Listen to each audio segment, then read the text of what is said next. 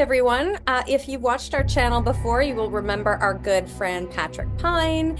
And today he brought on a good friend of his. Everybody meet Neil. Neil, thank you so much for coming today. Sure. Do you want to tell us a little bit about yourself and kind of how you and Patrick met? And I'd love to hear more about the Sure. whole kind of Seattle thing. Yeah. That's it. The Well, whole Seattle thing. it's It's a a long one. it's a city, Yeah. medium-sized city on the West Coast. Um, I um When did I you start first working met at Pat. Tower? When did I start working at Tower? Yeah, January '95. exactly. Okay. But then you reminded me that we had been that years before that. I mean, like a long time before that, early '80s. We had both been following this band, Fred. Yep. Um, and which is like it's like Kim from Soundgarden was there at those shows. I mean, so it's like it's a small world. So um, yeah, and I mean, so I started at Tower in '95, and I quickly kind of got the jazz buyer position over at U District, so I didn't get that much time to hang out with you at then. I feel like we really started actually having like some kind of an actual relationship. I mean, once Facebook was around, and Well, yeah, I absolutely. found you there, and we would, and I feel like mainly for most of the time we've been talking, we've just been geeking out about Star Wars, if Yeah. more than anything, right? That Yep. sounds like So, Patrick. right? Yeah, a little bit. Yeah, a little Yeah, bit. just a little bit. So you worked at the same tower there in the mid to late For a 80s? little bit, A yeah, little bit. Yeah, yeah. cool. But we would run into each other at inventory, which was like the absolute best thing about working at Tower Yeah. was getting up at 4 in the morning and going to count things. It's not really the best thing about working at Tower at all. Your sarcasm No. is noted. Yes, duly noted. Yeah, I totally get you. So were You you, Free second the pizza. sarcasm, Patrick, I presume? Yeah. Yeah. Free pizza though, Yeah, yeah. They I- they fed us. They fed us. so were you into the same kind of music? Like were you into Nirvana and kind of the same kind of stuff that Patrick was at the time? I don't remember us really talking much about music at Mm. that time. I mean, I dug Nirvana. I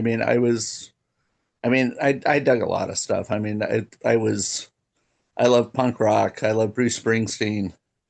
I was at this time I was absolutely kind of in shock that Seattle had become this kind of center for the time that it was, and finding out how many people that I knew were involved in it, because getting back to this notion that it's a small world around here. I mean, it's the musical community is not big, and so the first shock I had was when I was actually in San Diego when things started blowing up here. My wife was in grad school down there, and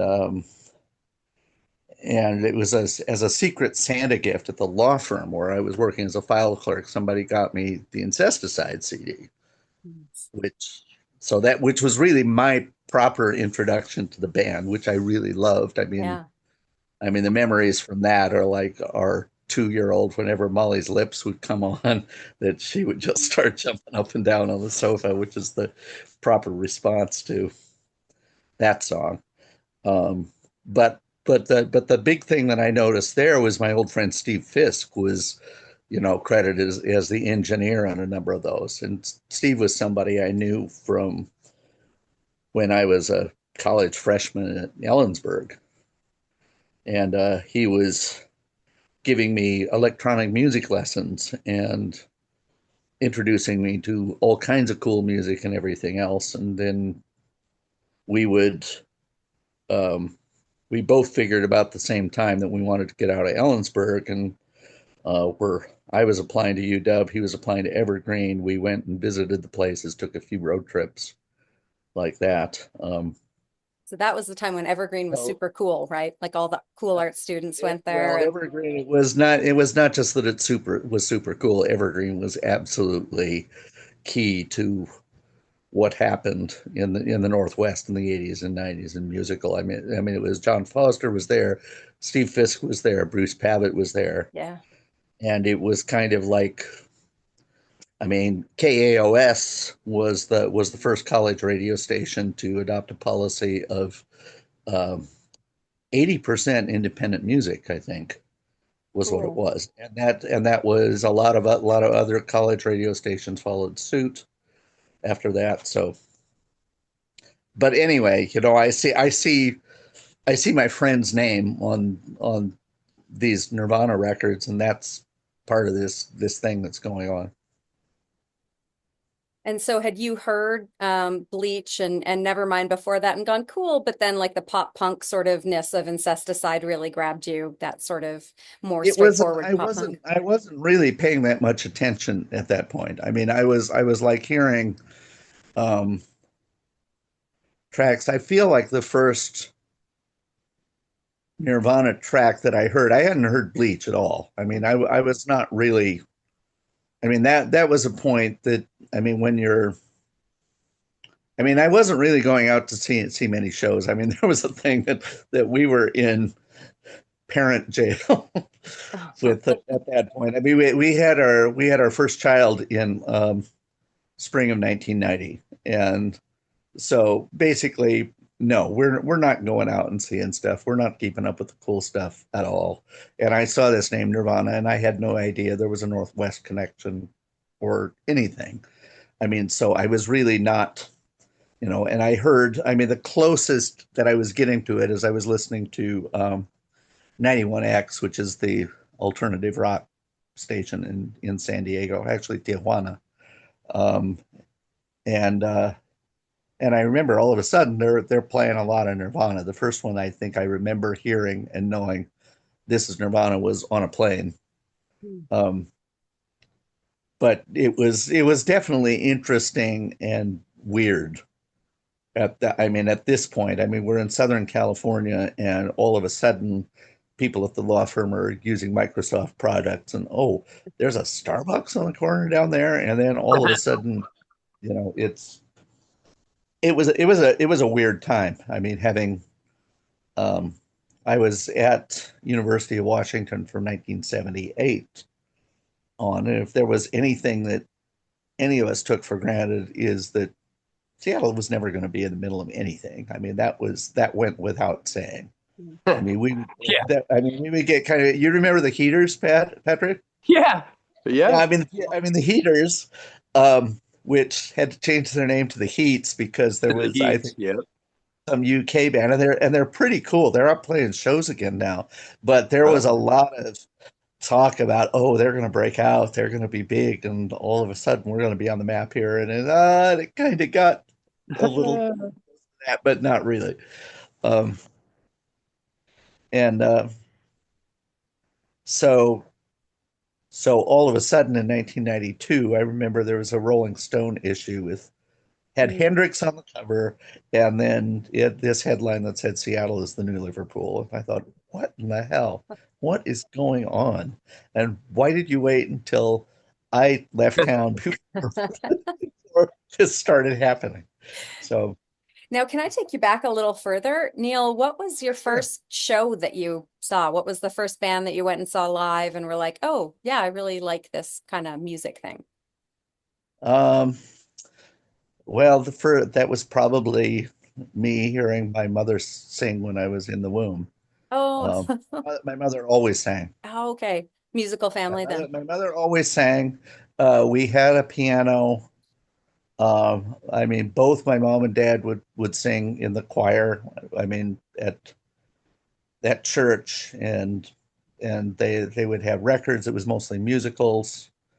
Um, they had a record of Handel's Messiah that they had both performed on at local. This was when I was really little in Illinois, so music was always around. Um, and And I can remember seeing the folk duo Addis and Crowfoot at a show in Sunnyside, Washington. I mean, there would be school band things. Yeah. Um, I remember that the class ahead of us in high school for their junior prom actually booked a loud rock band, which was the first time that had ever happened, and that was a revelation. I mean, Amazing. that was the first time I'd ever heard music that loud. And then the next year we got the same band. That was Lucky Pierre from Ellensburg, um, and so that made an impression. I mean, the first actual notable group that I heard play, the first rock show I heard was uh, Wings at the Kingdom in June of '76, Amazing. which was incredible. I mean, and Oh, I bet. that was that I'd never heard, and again, it was part of it was I'd never heard anything that loud. Is that That's legal? great. Is that Yeah. so? Yeah. Oh, I love it. That's so great. So did you end up, so you were born in Illinois and then you moved to Seattle in kind of your formative years? We moved to Bickleton in eastern Washington. My dad was is a Presbyterian minister, and so Okay. he got the call for the church there, which is a town of the official population is 90. Um, the it's actually like a wheat farming community, so there's people spread out, over like 20-30 mile radius that are the actual community. So it's really more like 300 people there. But it was the more I go on, the more I realize that what a unique place that was to Mhm. grow up and to have come up in a graduating class of 7 people. Um, so yeah, there. So Amazing. and then I went to from there. I went to Ellensburg for my first 2 years of college at Central, which felt like the big city to me. I mean, to go from where I was coming from to kind of a mid-sized town like college town like Ellensburg, like that was um, an adrenaline rush. I mean, just to go there, and then a few years later to go to Seattle to go to UW for my third year was a lot. I mean, the UW campus is pretty challenging to navigate the first time out there. So, um, yeah, so that's the my journey up to that point. Amazing. And so, this I have to ask you some stuff about Kurt. So at some point, did you meet Kurt? No, So no, you never had met him. no. Oh, okay. So Patrick, we know was friends with Kurt. So you guys never got a chance to kind of hang out together. Did you kind of see him in No, Seattle or? I mean, we moved back to Seattle at the end of '94. Oh, got it. Oh, okay. I So see. that was all we left Seattle in spring of '86.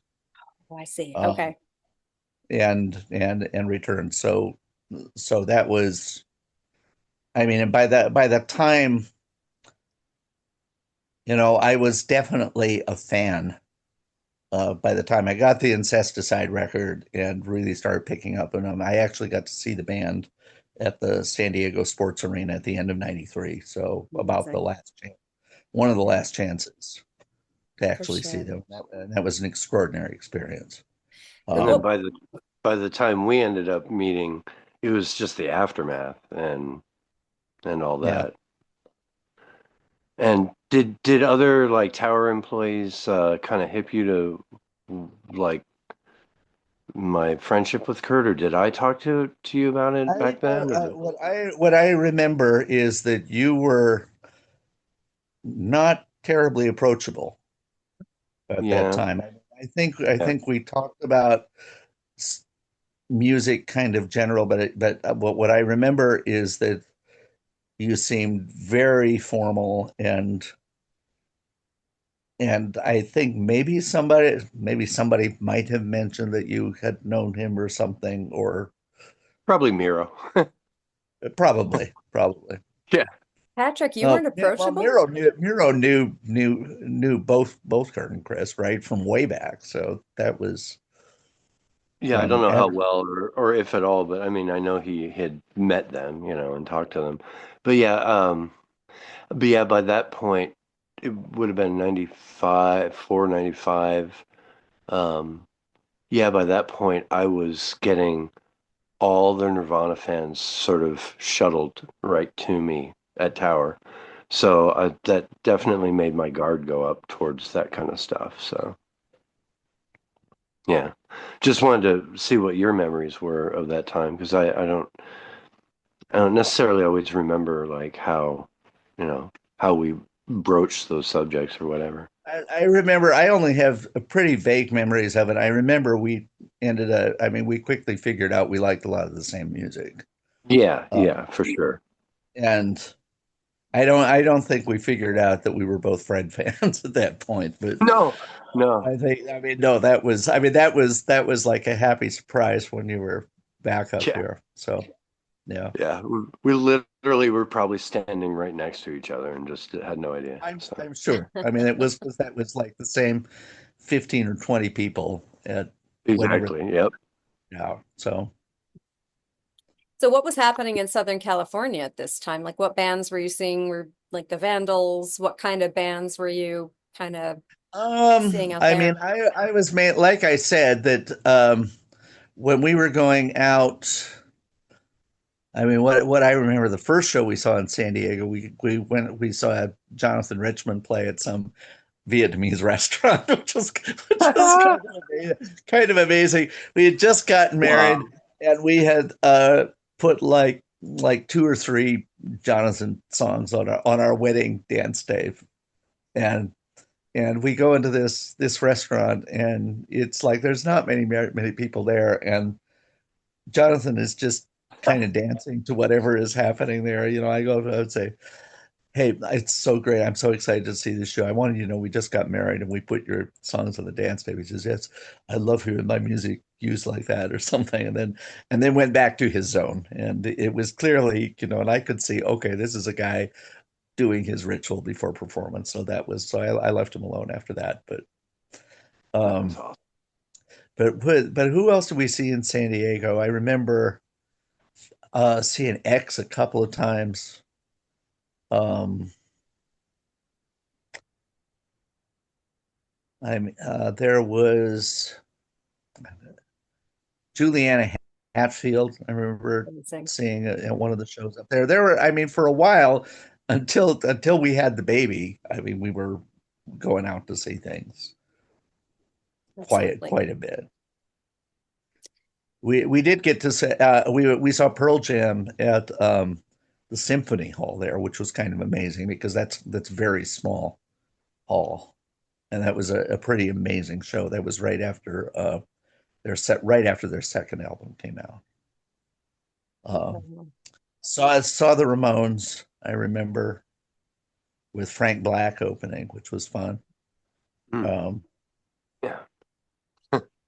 and we went to see Nirvana with like a crowd from work who was like only interested in seeing Nirvana, and as a consequence, I missed seeing a full set of the Butthole Surfers, which is a great regret Hmm. Hmm. that I have Damn. because like the last 5 minutes that we caught was absolutely some of the most astonishing Yeah. performance I've ever seen. I mean, it was just so. And then in the middle of that, I mean, what I remember some of the best stuff that I saw in San Diego is I'm absolute devotee of John Cage, and I got to hear he had a residency at Cal Arts in Valencia, and so got to go up and hear a live interview with him, and an extraordinary piece of Hmm. music performed there. Um, and the Merce Cunningham Dance Company was in San Diego at at that time. Um, and we went to see a couple shows at the theater, and there Cage was performing with the ensemble for that. Um, and we went to see a lot of stuff at UCSD. I mean, now everything I saw in San Diego is coming back. Saw Cecil Taylor at Mm. UCSD, which was like that was life-changing stuff. That was an incredible thing. Um, I saw Ornette Coleman a couple times in San Diego, actually. I mean, Wow. once at UCSD, once at some bar Wow. later on. This was with the Primetime Group. Mm. Um, incredible new music violinist. Janos Nedici is on the faculty at UCSD at that time, and he played uh, about half of Cage's Freeman etudes, which are some of the most extraordinary music for violin that I've ever heard anybody play. Um, Huh? and there's probably I could probably, if I keep going, I'm just gonna keep thinking of more stuff It's our I heard That's nostalgia there. awesome. podcast. We Yeah, like yeah, to go back yeah, to the 90s, the 80s and 90s and remember how much simpler things were then. And did you ever see the yeah. Lemonheads? You saw Juliana Hatfield. Did you No, ever I make it didn't. to Lemonheads? No. Uh, Another show I wish I had seen. I mean, Evan still plays, I think, I suppose. But yeah. So how did you start? Did you start working at MoPOP when it was the EMP. yeah, Yeah. yeah. And what do you do there? Visitor service, which is Okay, I'm cool. still same position I had when I started in 2000, 25 years ago. Gosh, amazing. Okay. So you meet a lot of really kind of interesting people, I'm sure. Yeah, yeah. Right on. Uh, Um, and now the Nirvana exhibit, I haven't actually been to MoPOP, but I was at the earlier one and it was a really big Nirvana exhibit, as I recall. Is it so quite a you bit did see smaller now? that. It's Yeah. they yeah, that was the Nirvana exhibit. So you saw it 2011-ish or Yep. Yes. thereabouts. Yeah. So that was when they opened that exhibit. I know their expectation was going to be there about 6 to 9 months, Oh, okay. and the community basically made it clear that they didn't want it to ever go away. And so it was extended. It was extended. There was a little hiatus there where we had a couple of Brazilian museums wanted to show the exhibit, and it went down there, and we did not hear the end of it when people were coming and wanted to see the Nirvana exhibit. Where is it? It's in Brazil. Why? It was, and so they brought it back and they kind of improvised and put it into a smaller space. Um, which is I definitely missed the original setup for that. I wish you could have seen that one, Patrick. That was, Yeah. yeah, That largely that was really emotional. That was great to see even the that smaller one. was an incredible experience to walk through that with you. I mean, I will never forget that. Yeah, yeah, that was great. So Michelle, what we did, I know I told you a little about this, but so we met up after the day or two after the show that I did, and at MoPOP, and I waited for a good time for Neil, and by coincidence, I wandered into the theater where they were playing an uncut thing of the Unplugged thing, which I hadn't seen for, I don't know that I had ever seen that uncut thing, but I hadn't seen anything unplugged. I really haven't seen much of that stuff for a long time. It's kind of close for me. And so I just sort of gravitated, sat down, and got in this really like open emotional space, just like he's just very himself, and we talked a little before and after that, so I have my own memories surrounding the Unplugged. And then finally this guy's like, hey, sorry, we're gonna clear out the theater for something, and he was super nice, and that kind of coincided when Neil's like, hey, I'm ready.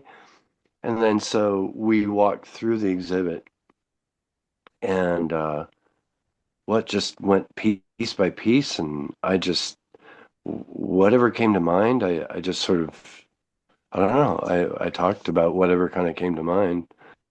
just story after story. So Did you It's a record lot it? of yeah, stories. Or But was no, we should have. We totally should that have. was me, Yeah, but we agreed afterwards we should have done that. But Yeah. that's amazing. And so we talked about possibly having me record something for the exhibit of some sort. I don't know where that is, what status that yeah, is right now. what I've talked about is I contacted Jacob McMurray, and I think that that's still open. Hmm. Um, he's definitely interested in it, but I think I probably just need to be a little bit of a squeaky wheel about it Sure. to figure Yeah. out how we can make that happen. But Yeah. but I'll do that here in the next few days. Because yeah, that was great. Because so what we would see something like a poster or a I don't know, some of the I remember items. like dubs of cassette dubs. I remember were Yeah. what like really like would bring out like some big response from you about something or other about Kurt handing you like, oh, here it is, and it's like the base. It's basically Nevermind, but it just hasn't been released to anybody. Yeah. But that Yeah. got yeah. And just recently I compared with the CD from the box set. So the CD from the box has these thing called the Devonshire mixes, and that's exactly what I had. Uh-huh. Is it doesn't have poly, and they're different mixes. They have a little bit of weird reverb to them, and I'm like, this is it. It's just in better quality. So that's exactly kind of whatever he gave to me at that point. Just it was at a transitional point of them working on it, but it's like you're so nonchalant about it too. It was very funny. So. And did Yeah. you, when you got, when he gave that to you, were you just like, oh my God, this is really good? Or were you kind of already expecting it would be that amazing anyway? Because I had no idea. I didn't know if it was going to be a boombox recording because he had handed me boombox tapes of stuff too. And I didn't know. He just said, this is what we've been working on. And he was out. He came in, handed it to me. He didn't even go through the security gates. I was working right at the video counter, so I was right by the door. And Mhm. he's just like in and out. And, I don't even know that. Yeah, Nirvana wasn't really famous at that point, so people don't give a shit who he was. This guy coming in handing me a tape. And then it was just after work when I put it in the car and put it in the tape deck and listened to it. Then it was like, then I called him like that night. I'm like, what? Wow. He's like, yeah, we're working on it. Just like very, like we're working on it. Like, okay, yeah, you're working on it. So he was just up in Seattle for a minute. I don't know. I have no idea what the schedule was. So that takes like I've had to remind people. Had you heard the band with Grohl at that point? Did Well, had oh, you heard the band with Scream Dave Grohl at that point? or Or was this the first time that you had heard the band with Dave Grohl? oh, with Dave. No, I had seen them live with Dave, Yeah. and I had already The heard. OK I'd Show? seen them at the OK Hotel and the Uh-huh. Motor Sports Garage and that kind of stuff. So I'd seen like Smells Like Teen Spirit being played with like gobbledygook lyrics or something. I don't think they were the same final lyrics, but yeah, I had seen Dave play a few times for sure. But geez, I mean, hearing him on the recording, it's like, oh wow, just punches right out, And I don't I don't want to misspeak, but I really think my one of my first impressions was that I'd not heard drums like that on a record before. Like I wanted to hear this kind of thing, you know. Yeah.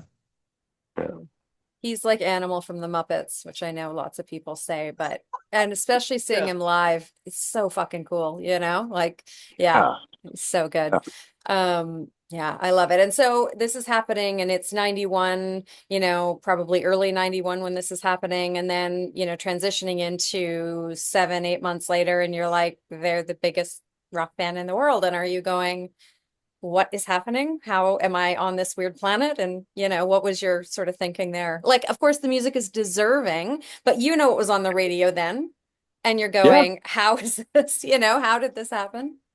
yeah, it was Yeah. insane, and it was cool that he thought it like he and I talked about like we would hang out and just like we didn't talk about Nirvana too much, but at that point we did because it was just such a weird phenomenon. And he had just gotten back from Europe, I think, on a tour where they didn't really know how much they were blowing up, and then they came back and the record and yeah, so it was a real weird thing for him. And then I swear, yeah, I still think it was in 91 where some journalists called him the spokesman of a generation already. And he and I had that discussion very like what do you like what the hell am I supposed to do with this? And like I said, I think before that he's like now they're calling me what they call Bob Dylan, like that. I don't want that. Like what that like he wasn't, it's like it's just a record, man. Neither It's did just Bob Dylan, for the record.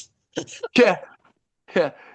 But Kurt was really just like we just made a record we're happy with, but Yeah.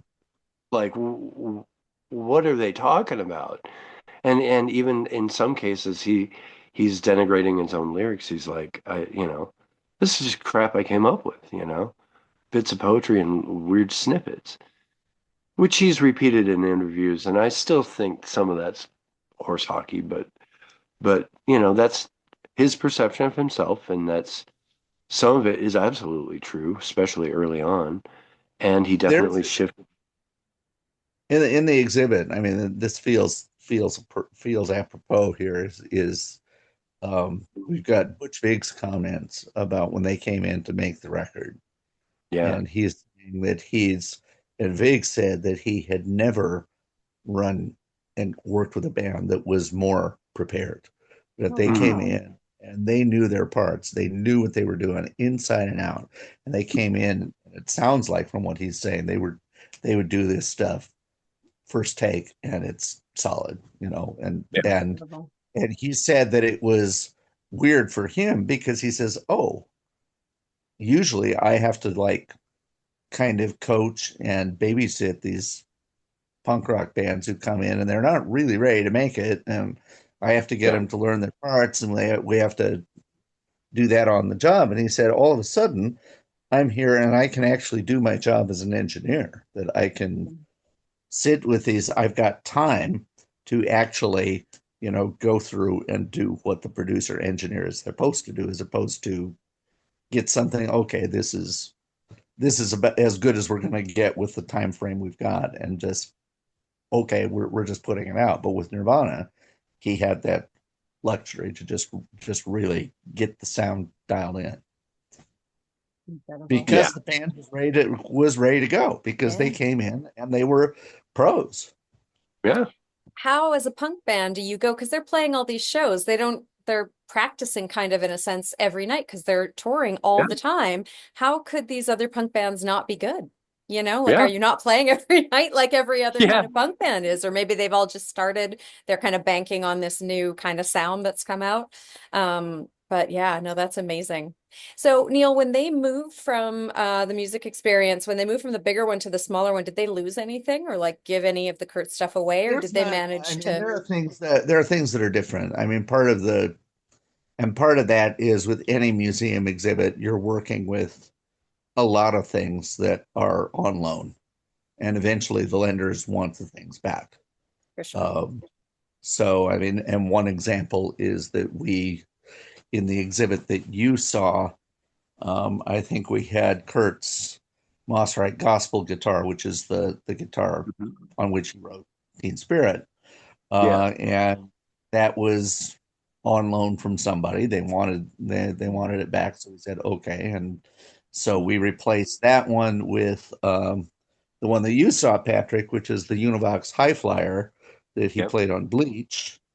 And then basically very shortly after that record came out, he just smashed it up at some show. Our exhibits Yeah. had the lovely task of kind of putting it back together and making it presentable Yeah. for the exhibit.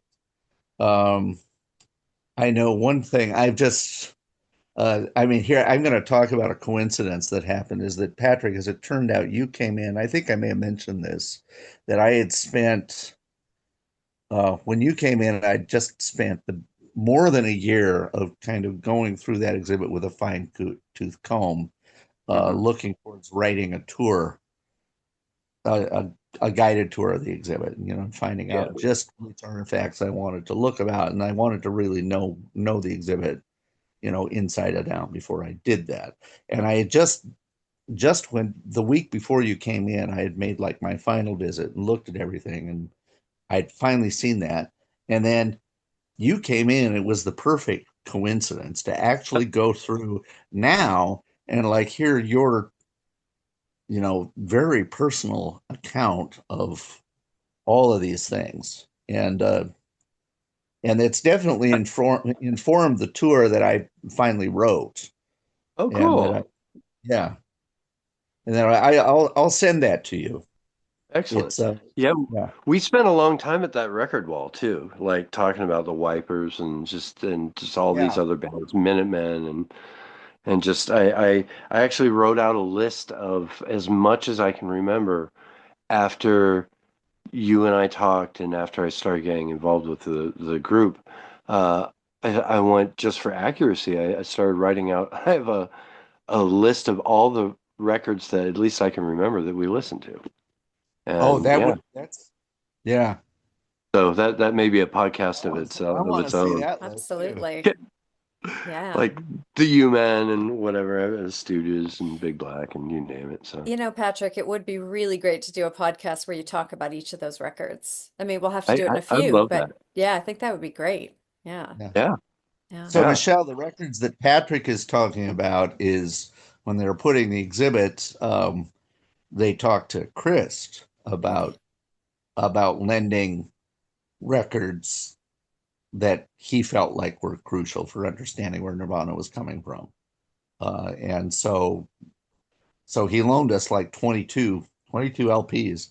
Amazing. And we set up this listening station where you can listen to all of them, which, by the way, if you want to do that, you're going to have to come into the museum like for 5 or 6 days in a row and just Yeah. spend your entire time at this listening station because that's how many hours of sound there are. Yeah. Uh, That's incredible. Has Chris ever come in to see the yeah, exhibit? Yeah. yeah. Yeah. He actually donated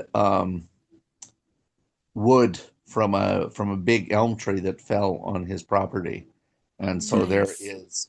is wood from this big Grays Harbor County elm tree that is the casework for everything that's in there. So it's a very Aberdeen Montesano rooted exhibit there. Rooted. We caught that. Yeah, We see what you yeah. did there. Yeah. Neil, what's your favorite piece in the exhibit right now? In the exhibit, Yeah. my favorite piece in the exhibit is one of those loaned artifacts that I saw once, and then the next time I went into the museum and it was gone. And I still talk about it. And that is an Evergreen State College student's letter. It's Ben. His name is Ben Latin, uh, and he was present at the 1988 Evergreen dorm show, which is kind of legend. Yeah. Um, and I remember what I would do when I was prepping this. This was kind of a thing that we would do with our staff. Is I would go in and I would spend a few minutes with something in there, and then I would go down and write it up.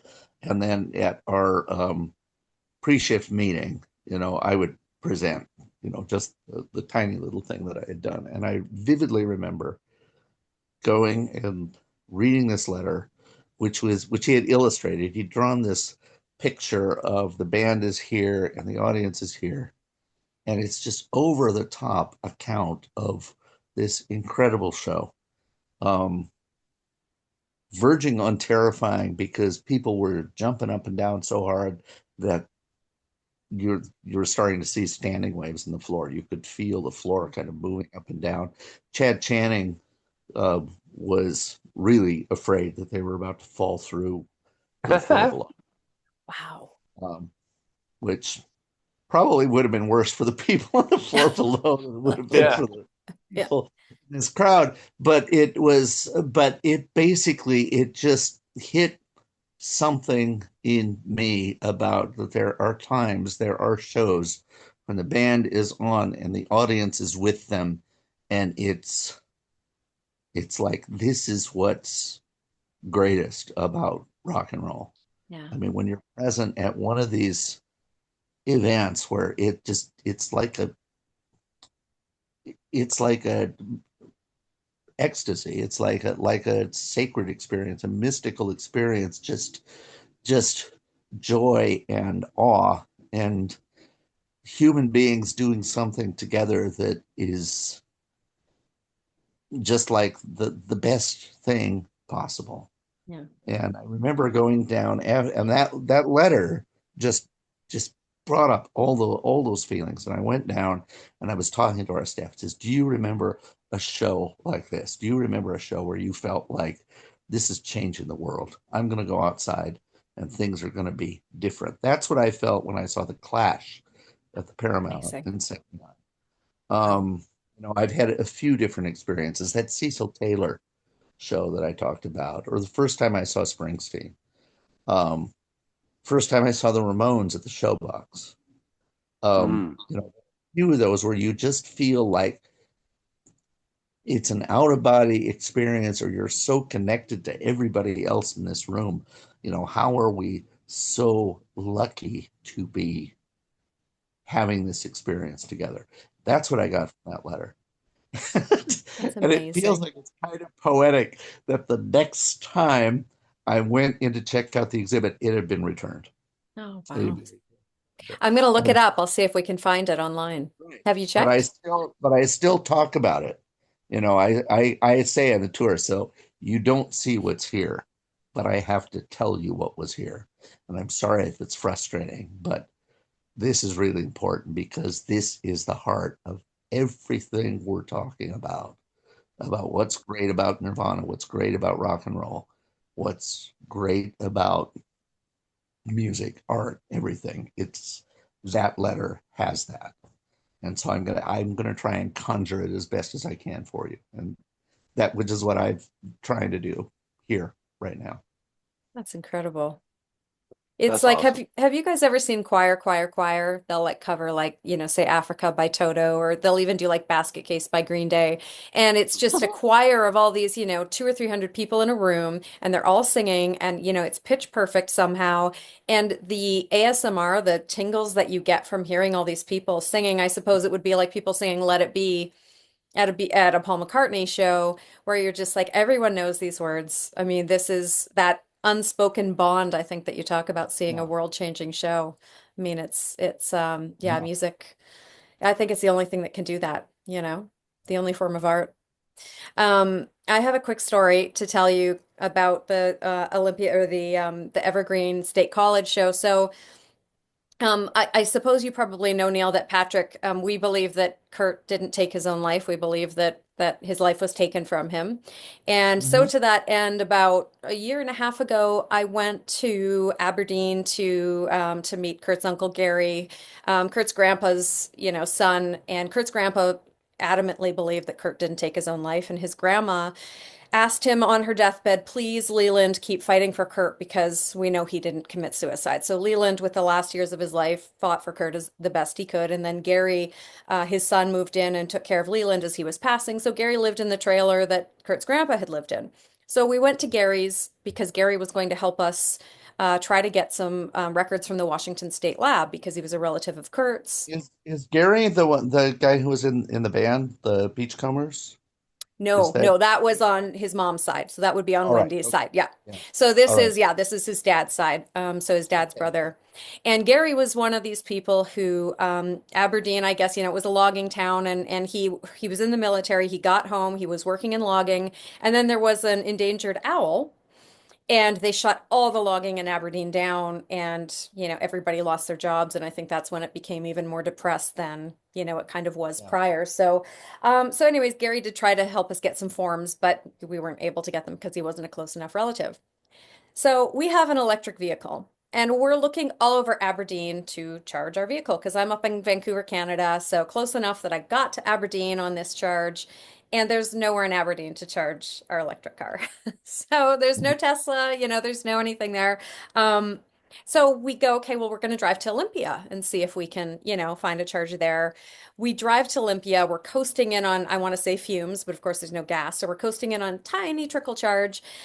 We can't find a charger that will be compatible with our car anywhere. So we finally find one in downtown Olympia, and we run into this guy named Ruby, and his older brother had gone to that same exact show at Evergreen State Oh my. College, and he's telling us all this stuff about Kurt and Kathleen Hanna, and all of the Evergreen stuff. And it felt for a minute because Olympia still feels like downtown Olympia still feels 90s to me. I don't know. You know how Portland kind of has that feel? It's like they Yeah. forgot, they didn't realize that the world had changed. They're still going to be Portland. They don't care. I sort of feel like Yeah. My that's da my Olympia. daughter was at Evergreen, so Oh, she was. I mean I know downtown Olympia fairly well. Yeah. Yeah. And do you get that same vibe? Like you feel like, oh, you could picture what it was Yeah. like back then. Yeah. Yeah. Yeah. And so yeah, and so, he's just telling us all these stories about because he was there, his brother was Kurt's age and he was, my age, a few 7, 8 years younger. And just these stories that he would sneak in with his brother and that they went to that show and how crazy it was. And I feel like, if you didn't grow up if you missed that Olympia, I mean, that was pretty incredible. It's like the East Bay pop punk scene of like the early kind of 90s, with Gilman Street and stuff, if you're into that kind of stuff. But yeah, just incredible. Now, the story goes with that we did get to charge, but it was the slowest charger ever, and we Sure. finally made it back to Seattle. We thought it was going to conk out on the highway and we were going to be murdered because Canadians are always scared they're going to be murdered on a highway in America, but we live to tell the tale. So yeah. But have you read Kathleen's book, Neil? I Kathleen haven't. Hanna. Oh, it's good. It's good. What Yeah. what which book is this? Patrick, what's it called? Kathleen's book? You have it too, don't Uh, you? I have it. Give me 1 second. For some reason, I'm blanking on the title. I can picture her face on the cover. Oh my goodness. Yeah, she It has a few is, really good chapters about Kurt but I just loved hearing of all the course, stuff it's about Evergreen. Oh, there we go. Yes, Rebel of Rebel course. Girl. Of Rebel course. Girl, of course, of Yeah, it course. was the Yeah. most obvious title. But Uh, yeah, is, are your kids into music, She's Neil? been. What's that? Are your kids into Oh, music? yes, yeah, yeah, they are. Lovely. Sorry, you were going to talk about Yeah, Kathleen they're music. introducing me to people. I mean, like Ethel Kane, and I was caring all about Chapel Roan before she Oh blew yeah. up. So that was the the. I mean, I got to see. I mean, a few. What was it? Must have been 2018 or something.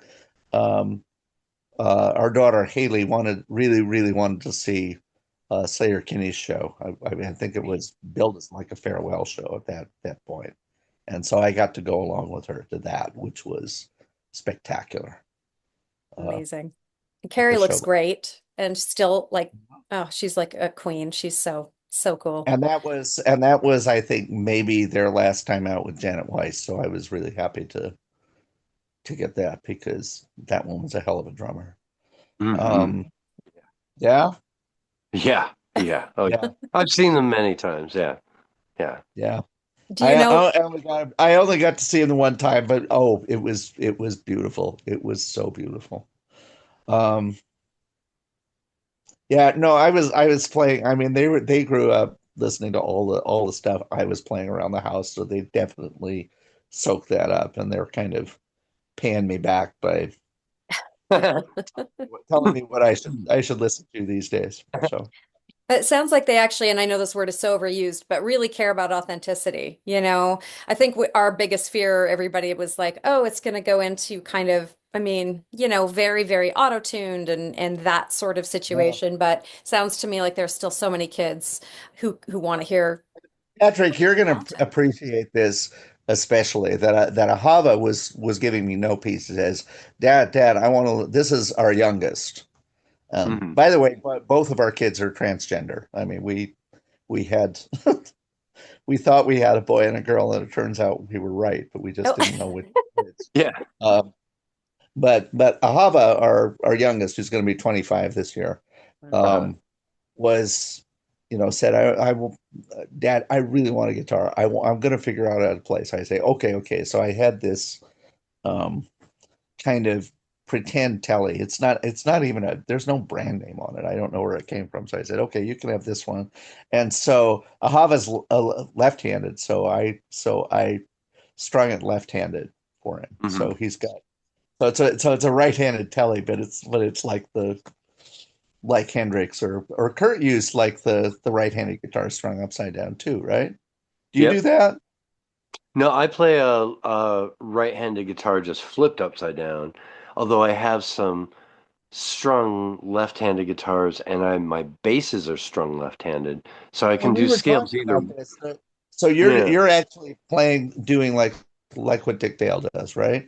I think we yeah, actually, yeah. yeah. Greg Sage, Dick Dale, Elizabeth Cotton. I just play upside down, like a right-handed guitar upside down. But I can navigate a lefty strung guitar, just a little clumsy at it. But Kurt could Yeah. also do the same thing where he played my Rickenbacker 12 string, which is a right-handed guitar. He played it upside down, and it's in drop D tuning. So he in like 90 he played All Apologies on that in my apartment, and he That's what you insisted. told me. Yeah, he insisted that it was too pretty for Nirvana for a minute, and I'm like, yeah, whatever. But yeah, Yeah. yeah. so I have to ask you a So nerd yeah. question, Neil. Oh, I'm so sorry, Patrick. Oh no, no, no! I was Sure. just finishing up. I was No, just gonna say, please. yeah, that he could do it either way too. So people make these weird assumptions, but yeah, yeah. Yeah. Anyway, sorry, what were you gonna say, Michelle? No, Neil, I was just going to ask you. You said you guys geek out about Star Wars, and I mean, that's acceptable. But what I need to know is if you geek out about Doctor Who at all, because that's my sort of Um, big I geek out soul a little show. bit about Doctor Who, and you need to. I don't know. Did you get into the science fiction galleries when you Um, were down I did. last Did time? you, Patrick?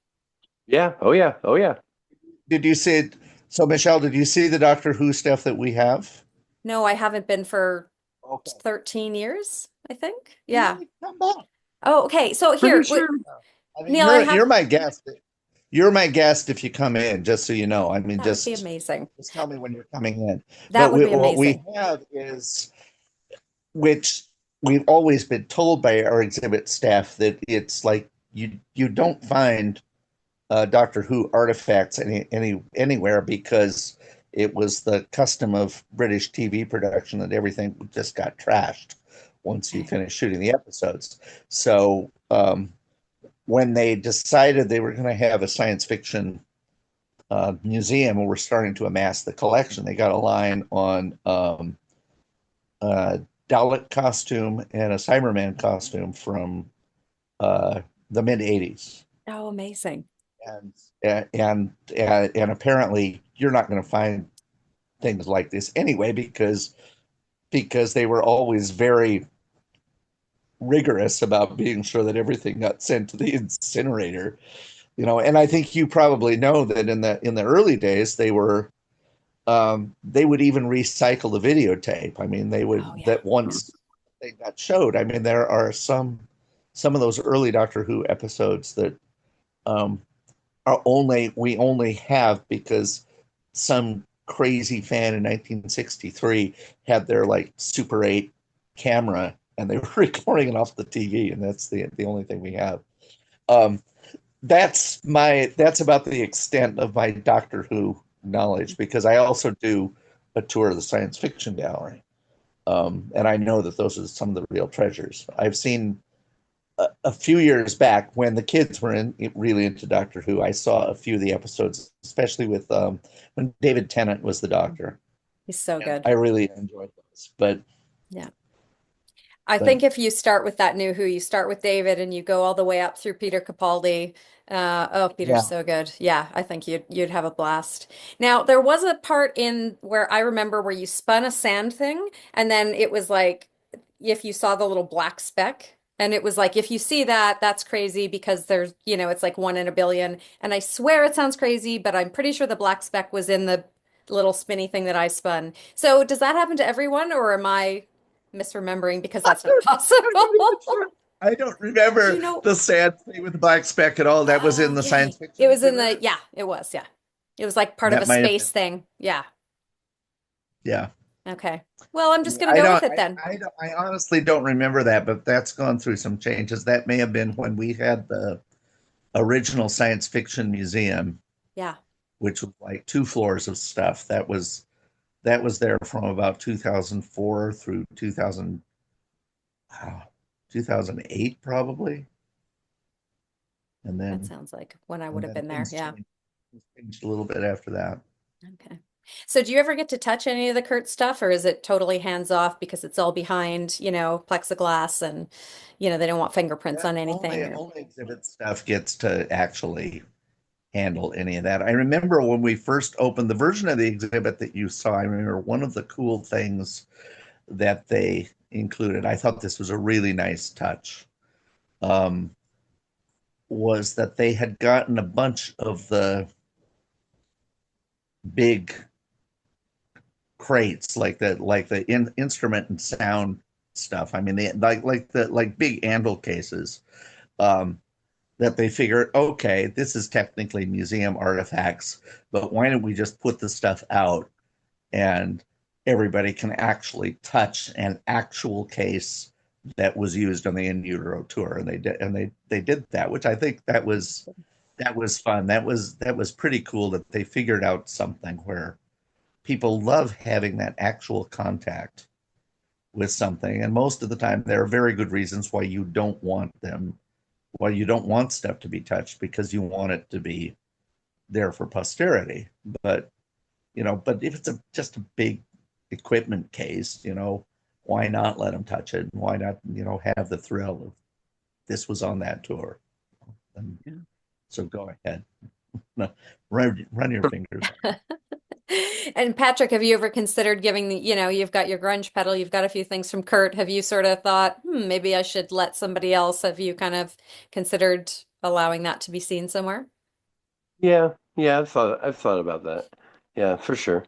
And if I did that, it probably would end up at MoPOP, just because the hometown connection. Sorry, Rock and Roll Museum or whatever, but Rock and Roll Hall of Fame or whatever. But yeah, it would probably be there, just because I know they would take care of the stuff, and you know, like if whatever whoever had stuff on loan to them took it away and they didn't have any like tapes or something, it's like, okay, you guys can keep the tapes, and yeah, I want to digitize them first, but yeah, beyond that, it's just they're just tapes, and so really that'll give people something that they'll be able to look at and go, wow, that's really cool.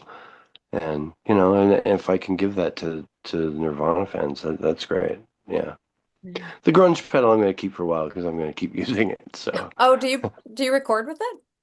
yeah, I recorded with that, both on my album that I released in November, and as well as some of these demos that I did. So yeah. That's amazing. Oh, I love it. Now, I do have Kurt's last pack of cigarettes. It's not at my house. But I did buy his last pack of cigarettes in the last auction where Gibby from Butthole Surfers had his stuff from Exodus, and I feel like, it is the most expensive pack of cigarettes ever sold. That is a thing. I feel like, it's still the cheapest thing in the auction. So it was like the only thing I could afford to buy because it Yeah. was like, his like I think it was like his unplugged cardigan and, just things that were hundreds of thousands of dollars. But that's the thing about Kurt That's stuff. It's always going to go up, you know? that's insane to me. Yeah. Yeah. I just I I will never sell it. I might give it to a museum or loan it to a museum, but very Indiana Jones of me. This belongs in a museum. But the pedal is functional and I use it, and that has a very personal story to me. All the tapes do too. The Nevermind, the Devonshire mixes version that he gave me, that one I'll probably keep. Maybe. I don't know. I'm conflicted because it's just personal to me. And but then again, I get to share it with other people, and that's cool. And I don't know. Does it help them to see, hey, he used a Maxell tape or whatever? I mean, who cares? But it's the real thing. So at the same time, I see the fans going, "Ooh, there it is." So, you know.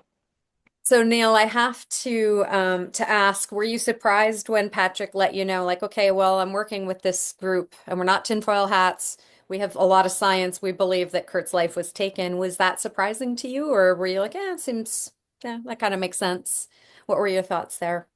Um, I haven't really looked into it that much. I mean, Patrick was that was part of the conversation when we were in the gallery and we got to the stuff at the end.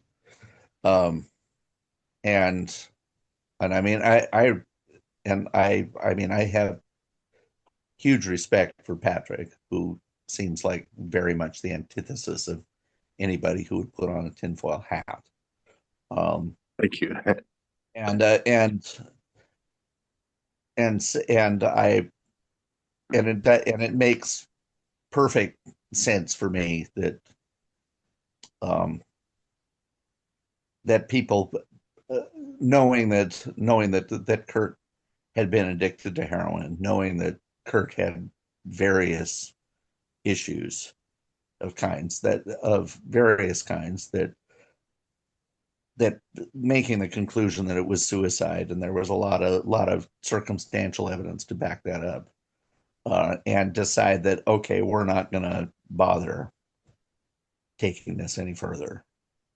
Yeah. That feels like I can totally feel like when the police department or whoever has a lot of other stuff on their plate that say, okay, we're going to move on from this because what's the point? But Yeah. the point is obviously that his friends, his family, would actually want to know one way or the other, especially if there was any reasonable doubt about that.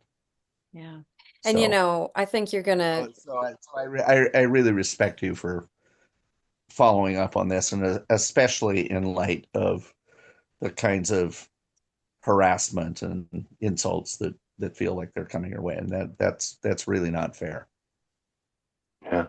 And to Michelle and everyone at the Who Killed Kurt's credit, when we talked in December, I just was going on my life like how I had been since '94, of just my gut feeling and a little bits of looking into, but there's only so much I could deal with in quote looking into it. So I went from a gut feeling that we talked about to actually seeing the actual evidence and the hard evidence, and like going, oh yeah, okay, so this is like what I was assuming would be a really extremely low percentage chance of something occurring on this, that, and the other thing were actually very confirmed for me. And I was like, oh yeah, so I was like, not then patting myself on the back, but my assumptions were validated by the evidence that I later saw, like a month after you and I saw each other. So and I think one of the lovely things, I mean, you're gonna probably get more and more people visiting once we hopefully get this case reopened. But I have to go back to, you said the people of Seattle did not want the exhibit to go. And every time I visit Seattle, which is fairly often, everybody there, even the kids, 11 years old, they know who Kurt is. Here I'll see a kid wearing a Nirvana shirt and I'll say, great, like, Yeah. and I'll mention something and they're like, I don't know, I just bought the shirt. But in Seattle, everyone knows who Kurt is. Everyone, I think, adores him.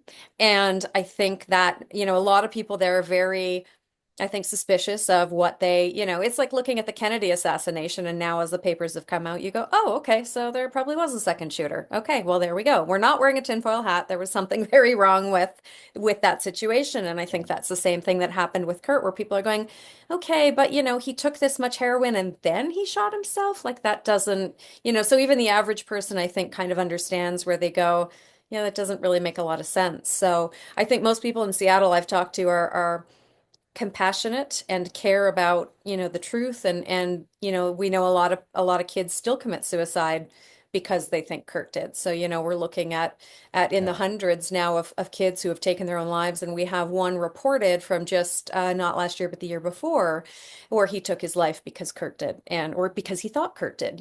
So I mean, it's Yeah. important. And I think a lot of the stuff we've learned from Patrick, and probably that you've learned from Patrick, and just being around all the Kurt stuff, is that Kurt wasn't the person that the media wants us to believe he was, you know, this morose, whiny, rock star that just hated his life. And that's not who he This was was. something that I remember. That was one of the big takeaways I got when our exhibit first opened, Yeah. was that Yeah. I had also fallen prey to this idea that I tended to think of Nirvana as this doomy, gloomy band, and then and seeing a lot of stuff in the exhibit, including live performances, like I mean that opening of the Reading Festival where he walks out with the walk and then just falls backwards on the stage, is just that's hilarious shit. Yeah. I mean Kurt in a Barney the Dinosaur outfit.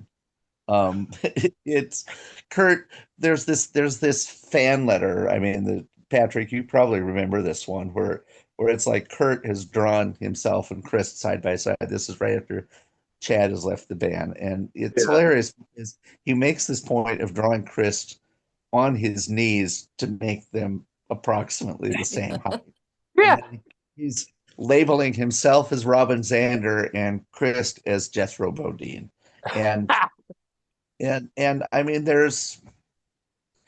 I guess the connection is it really hit me. There's a lot of stuff on the Incesticide record Mhm. where I mean, Molly's Lips is just like this goofy, wonderful cover, Yeah. Oh and yeah. and there's this connection with like the Pop Llama bands. Is that I suddenly I mean, Nirvana has as much to do with Young Fresh Fellows as they do with Black Sabbath.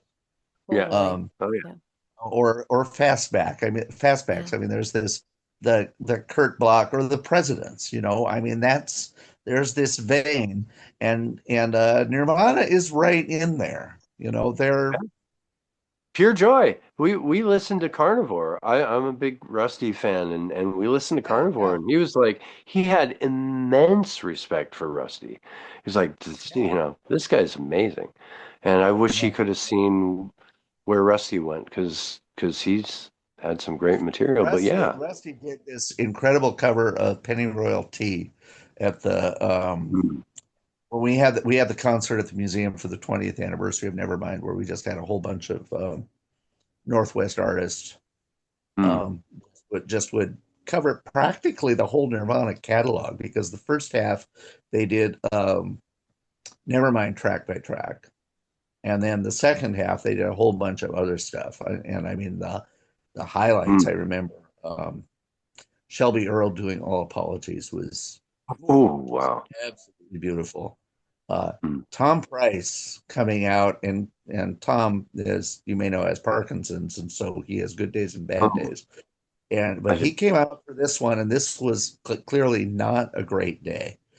But Mm. he came out and he stood like stage center. He couldn't even pick up a guitar, so he comes out with his cane, stage center, and does the most blistering cover of Negative Creep that I've ever heard anybody do. Wow. It was Wow. stupendous. Uh, Pigeonhead uh, did this a heart-shaped box cover that I think you should be able to find on YouTube. That is like Sean Smith's take on that song is just Wow. real. Wow, Uh, Pigeonhead. That's interesting. That's really cool. I'm definitely gonna look at that one. That was, and I remember my big, I mean, this is like lots of chains of association. That show, um,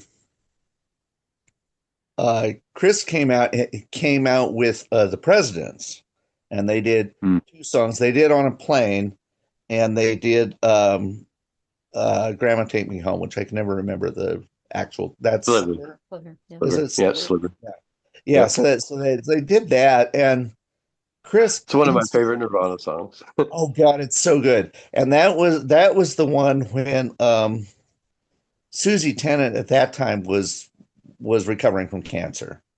Um, and and they just brought her out to dance for that number. Oh, It was amazing. But the point I was getting to is that Chris made the President sound like Nirvana just by yeah, the way he played the bass, and I had never really appreciated what his playing, what a big part of their sound that was.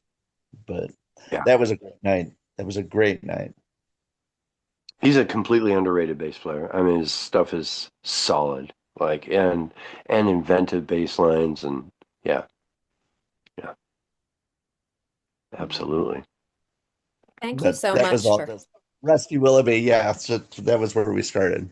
Yep, yep, Rusty, and yeah, we I remember us listening to Carnivore, and he was like, he liked it, and then I put on the last song, it's All the Stupid Things, and he was like, he kind of was like, what's going on here?